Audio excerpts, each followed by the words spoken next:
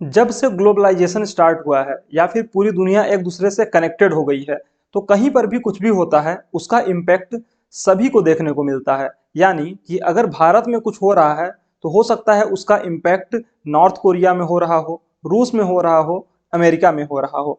और इसका एक बहुत ही बड़ा एग्जाम्पल हमने रसिया यूक्रेन वॉर की वजह से देखा है कि किस तरीके से रसिया और यूक्रेन के वॉर की वजह से सबसे पहले तो अनाज का क्राइसिस, फर्टिलाइजर्स का क्राइसिस और फिर फ्यूल का क्राइसिस यानी कि क्रूड ऑयल का क्राइसिस उत्पन्न हुआ। और इस एनर्जी के क्राइसिस की वजह से पूरी दुनिया में महंगाई कंटिन्यूअसली बढ़ती चली गई।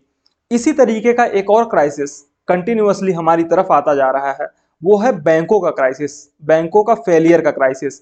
भारत में यस बैंक एक बहुत ही बड़ा इसका एग्जाम्पल है कि किस तरीके से यस बैंक धीरे धीरे करके डूब गया और फिर उसकी रीस्ट्रक्चरिंग करनी पड़ी। यानी कि गवर्नमेंट ने अपने तरीके से आरबीआई से मिल करके उसको फिर से पुनर्जीवित करने की कोशिश की और अलग अलग बैंकों से मिल करके उसको पुनर्गठन करने की योजना बनाई गई, जिसमें एसबीआई सबसे बड़ा स्टेक होल्डर निकल के आया और उसने बहुत सारा पैसा लगभग लगभग 30% का स्टेक खरीदा और फिर किसी तरीके से यस बैंक को रिवाइव करा गया किया गया।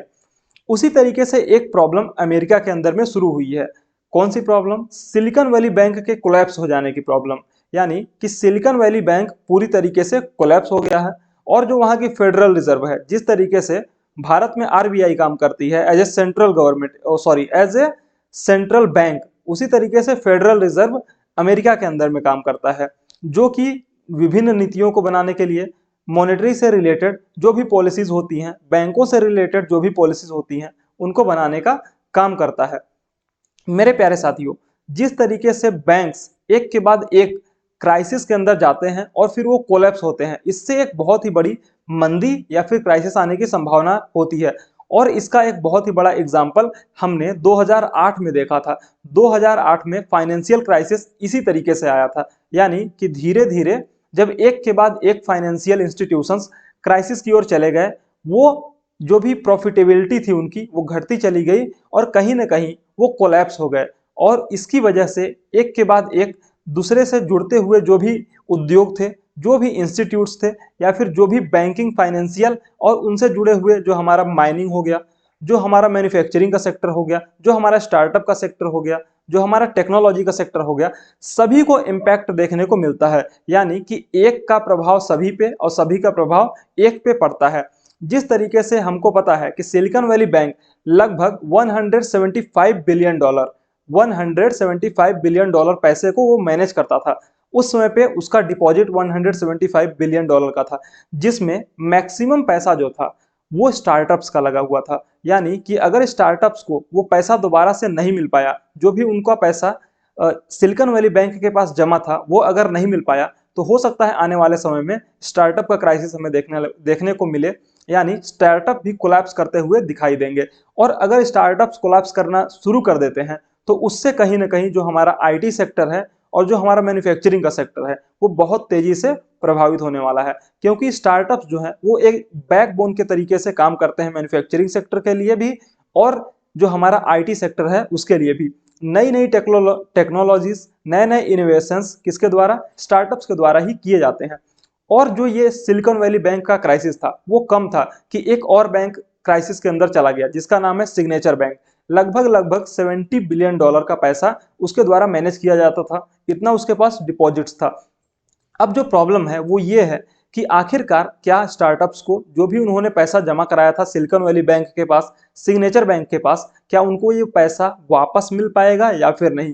क्या उनका पैसा पूरी तरीके से डूब जाएगा? ये बहुत ही बड़ा सवाल है। देखिए, इंडिया में अगर कोई भी बैंक कोलैप्स करता है तो क्या होता है कि जो हमारी बैंक है या जो हमारी आरबीआई है वो ये निर्धारित करती है कि हर एक व्यक्ति को लगभग 5 लाख रुपए दिए जाएंगे अगर वो पूरी तरीके से बैंक कोलैप्स हो जाता है तो। लेकिन यहीं पे जो अमेरिका में रूल्स हैं उसके अकॉर्डिंग 2.5 लाख डॉलर्स यानी कि 2.5 लाख डॉलर रुपए हर एक व्यक्ति को, हर एक स्टार्टअप को दिया जाएगा अगर बैंक पूरी तरीके से कोलैप्स होता है, उसकी रिस्ट्रक्चरिंग करके उसको दोबारा से जीवित नहीं किया जाता है तो।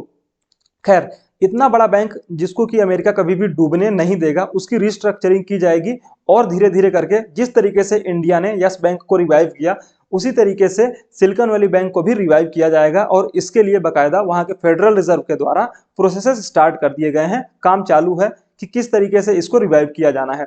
उसका जो इम्पैक्ट इंडिया पे पड़ रहा है वो ये है कि आज के दिन जो हमारा शेयर मार्केट है वो धड़ाम से नीचे गिर गया है। क्या हुआ है शेयर मार्केट में? जो हमारा सेंसेक्स है, देखिए दो इंपॉर्टेंट इंडेक्स हैं, सेंसेक्स और निफ्टी। सेंसेक्स यानी कि जो हमारा बॉम्बे स्टॉक एक्सचेंज है उसका इंडेक्स सेंसेक्स है, जो हमारा नेशनल स्टॉक एक्सचेंज है उसका इंडेक्स निफ्टी 50 है। तो हमारा जो सेंसेक्स है वो लगभग 900 पॉइंट्स आज गिर गया है। वहीं पे जो हमारा निफ्टी है वो 250 पॉइंट्स नीचे गिर करके बंद हुआ है। और इसकी वजह से जो हमारे जो निफ्टी बैंक्स है ना, वो निफ्टी बैंक्स बड़े पैमाने पे गिरे हैं, यानी कि निफ्टी बैंक भी लगभग 900 पॉइंट्स नीचे गिर के बंद हुए हैं, जिसमें सबसे ज्यादा नुकसान जो हुआ है वो है इंडसइंड बैंक को। इंडसइंड बैंक आज लगभग 7.5% गिर करके बंद हुआ है। और इसके साथ साथ और भी बहुत से बैंकिंग सेक्टर्स में, चाहे वो केनरा बैंक हो, चाहे वो यस बैंक हो, या फिर और भी जो हमारे बैंक्स हैं, वो सभी के सभी बैंक्स आज बहुत ही बड़ी प्रॉब्लम फेस कर रहे थे।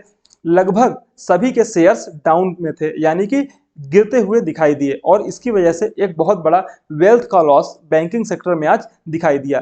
अगर आने वाले समय में इस क्राइसिस को रोका नहीं गया या फिर किसी भी तरीके से इस बैंक को जल्दी से जल्दी रिवाइव नहीं किया गया और इसी तरीके से और भी बैंक्स कोलैप्स करते गए, तो हो सकता है कि आने वाले समय में हमें 2008 के जैसा क्राइसिस देखने को मिल सकता है। लेकिन इसकी संभावना बहुत ही कम है। क्यों? क्योंकि उसकी वजह है, देखिए जो 2008 का फाइनेंशियल क्राइसिस था उसने बहुत से लोगों को अपने लपेटे में लिया था, बहुत से सेक्टर्स को अपने लपेटे में लिया था। लेकिन इस बार जो हमारा 2008 जैसा क्राइसिस न आने के पीछे की वजह है वो ये है कि ये जो 2 से 3 बैंक्स एक तरीके से कोलैप्स किए हैं, उनका बहुत बड़ा एक्सपोजर हर एक सेक्टर में नहीं था, बल्कि एक लिमिटेड सेक्टर्स में वो काम किया करते थे और लिमिटेड सेक्टर में उनका एक्सपोजर हुआ करता था। और इसी वजह से जो सिलिकॉन वैली बैंक का कोलैप्स होना है वो इंडिया में बहुत ज्यादा इंपैक्ट क्रिएट नहीं करने वाला है। हाँ, आने वाले समय में 4 से 5 दिनों के लिए, 10 दिनों के लिए शेयर मार्केट में कहीं ना कहीं प्रॉब्लम्स हो सकती हैं।